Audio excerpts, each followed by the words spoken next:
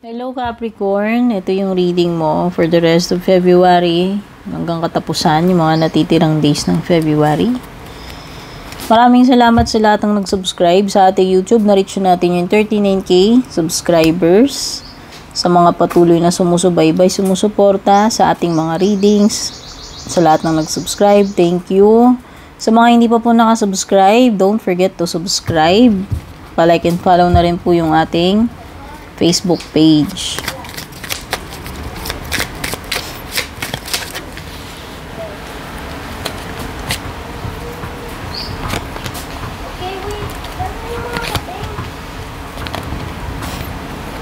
Okay.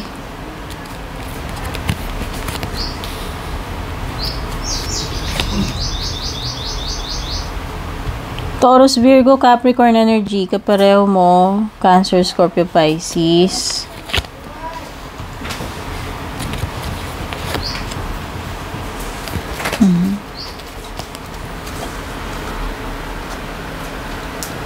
So, mukhang meron failure dito, Capricorn, na makuha mo kung anong gusto mong makuha, ano? Rejection na nakikita ko eh. You have 5 of Pentacles. So, pwedeng may rejection. At kung ano yung wini-wish mong mangyari, pwedeng hindi matuloy yun, matupad, no? Ayan, meron mga bagay na unsuccessful dito. Okay.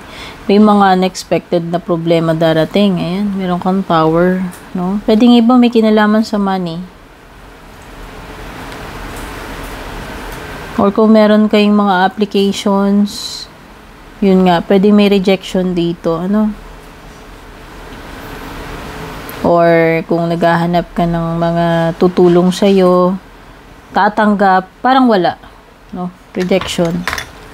Parang feeling mo, hindi ka pagbibigyan, yung iba dito hindi kayo mapagbibigyan, hindi kayo welcome. Okay. Kung ano man itong mga bagay na ito. Unsuccessful outcomes, meron dito. Okay. Oo. Mukhang mag-fail ka makuha kung ano yung pinaglalaban mo dito with the 7 of Wands in reverse. Ayan o. Mayroon dalawang card ng failure. Mukhang mukhang masasayang yung mga sacrifices na ginawa mo, yung pakikipaglaban na ginagawa mo dyan. Kasi parang marireject din eh. Hindi mo talaga makukuha yung deserve mo dito, yung nakikita ko. Kailangan mong baguhin yung approach mo. May nakikita ako dito. Okay, and kung merong mga bagay dyan na pinagsarahan ka, nireject ka, hindi ka tinanggap, meron naman ako nakikitang opportunity sa'yo, pero sa ibang lugar. So, huwag kang malungkot, no? Kasi kung hindi ka nila tinanggap dyan, may ibang lugar, sa iba, pwedeng ikaw ay maging successful. Kasi meron pa ako nakikitang ibang opportunity offer sa'yo dito eh. Although,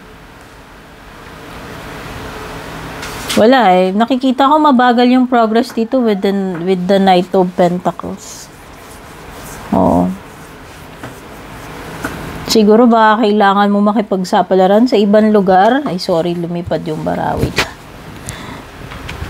Ayan. Kailangan mag-explore ng ibang possibilities, no? Kung mag-alala, kung may nagsara sa'yo, may magbubukas yan for sure. So, dito pwedeng hindi nila nare-realize yung potential mo eh. Nafe-feel ko rin eh. Kasi diba si Knight of Pentacles is may potential siya, pero parang stunted. No, parang mabagal.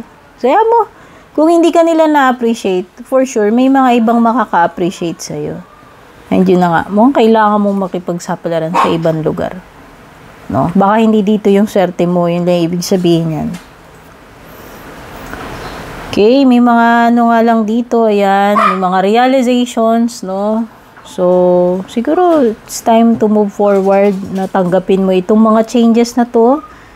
No? Possible na talagang kailangan na itong mga changes na ito na i-implement sa buhay mo. Okay? Baka talagang may mga bagay na hindi na magwo-work dito. Kailangan mo ng fresh or panibagong approach, no? So, ayan. Nakikita ko nga may element ng travel dito or overseas. Possible na sa ibang lugar yung swerte mo, hindi dito sa kanila. Hayaan mo sila kung hindi kanila na-appreciate, ni-reject ka nila. Ibig sabihin, may ibang better na nakalaan para sa'yo, no? So, huwag ka lang mawalan ng pag-asa pagdating sa mga ganyan. Tingnan na natin, ano pa yung mga paparating sa'yo, Capricorn. Ay! Merong something exciting na paparating sa iyo.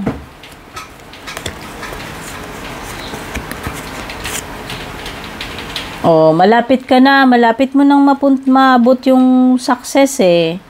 Okay? Kaya kung may mga nag-reject sa iyo dito, gamitin mo itong motivation para ma-achieve mo itong success. Baka kailangan mahirapan. Sa tingin ko, no, may mga challenges ka pang kakaharapin. So, pwedeng isa to sa mga challenges. Pwedeng mahihirapan ka sa una, pero ang ano dun is, nandun ka na, OTW, papunta ka na sa success mo. Baka nga sabi ko, hindi talaga dyan yung success mo. Try mo explore yung ibang possibility. Ay, sandali.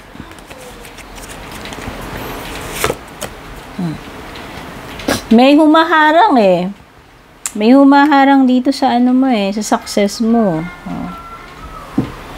May mga epal. May mga tao man ito o tao o hindi. May mga sagabal yan. May mga sagabal dito sa goal mo. Maliwanag yan. Ano? May mga humaharang. Waiting for news, package, or letter. Kung may na-expect ka, malapit nang dumating, no? Yan. News, package, or letter, malapit nang dumating sa'yo. Wow, baka ito, pwedeng may paparating sa'yo ganito rin. Spiritual love. So, pwedeng iba malalim na klase ng, ng relationship, na connection. No? Friendship man ito or romantic, ha? Yung love naman, hindi naman laging sa romance yan, no? So, pwedeng ito ay malalim na klase ng friendship. At merong dealings or relationship with an older man. Hindi binanggit ko anong klaseng relationship, pero may older man energy dito. At para sa iyong closing message, Capricorn,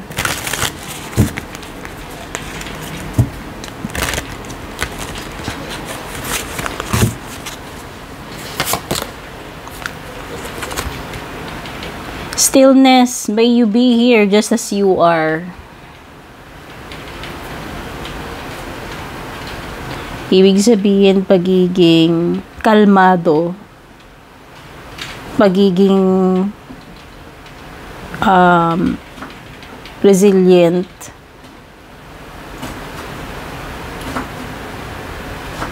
kumbaga wala kang dapat